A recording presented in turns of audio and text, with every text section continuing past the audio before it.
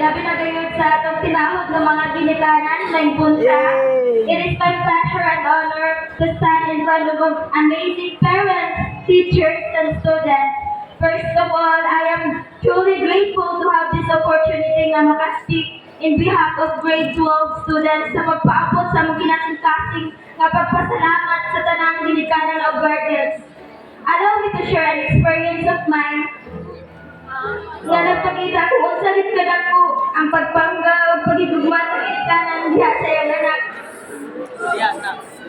Way back July 2021, I was grade 9 at that time, and it was during pandemic when suddenly challenges appeared in my way.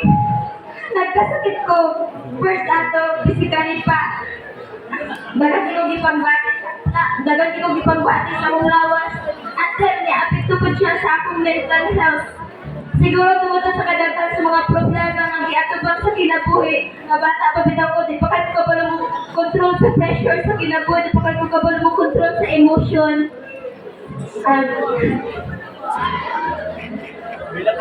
Ganito ako ginapakita sa uba, sa akong parents na manipayon kay ko without knowing na inato na ko. Stress na kay ko, na-depress na ko, nag-anxiety ko, and nagka-suicidal thoughts pag-gani ko ato. Dumara rin ito.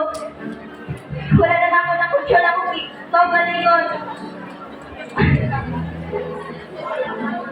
Wala na ako na-control ako kaugalingon.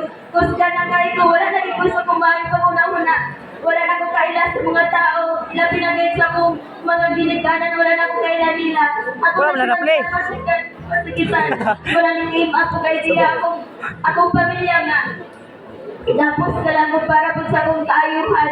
I was tied up in a pillar to a certain room sa akong balay for 7 days and 7 nights. And during that time, whenever ko tuol akong parents, sa pagatiman ako, sa pagpataon ako sila kinapasikitan. Ako silang mga lagput-lagput yun sila usahay. Ako kinaburo, birambok ni mama, ako silang ginaluwa-luwaan. O kahit ako kasakit kayo ito sa ila, ako sa tumon kong nainato. I know kung gusto mo ito kasakit lang, gibati, mas double pa, gibati sa kong mga ginikanan nato. Ma, nagkilig na ni Papa na wala ko nagsurrender sa pagatiman ako. Thank you kaayo nga pwede man ako yung pasagdan ato, pwede man ako biyahan ninyo ato, pero gipilit lang po ninyo nga mistay sa akong kiliran. Thank you kaayo ma, na-overcome ko ang tanan tungod sa inyo tungod sa inyong pagpalaga, tungod sa inyong pag-supporta na ako, tungod sa inyong mga kinasibahan sa pag-award sa Ginoo, paghangyo, kasi tinuod lang, di na ko kabalo mo alpo ato, di na ko kabalo kay wala na dito sa akong kagalingon, akong pamilya, akong pinigana na lang yun, akong pag-asa, tumatay.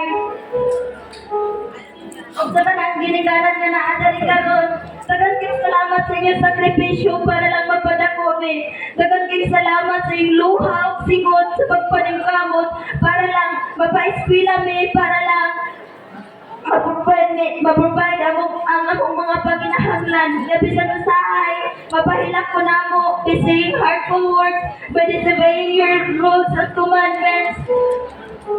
Wala ang kami nga, nalabatang may ginikanan na sama ninyo. Before I end this speech, pwede ba nga ligaw na ito itong mga ginikanan o pagpaka na ito sa pinakagusog na pagpalakpak.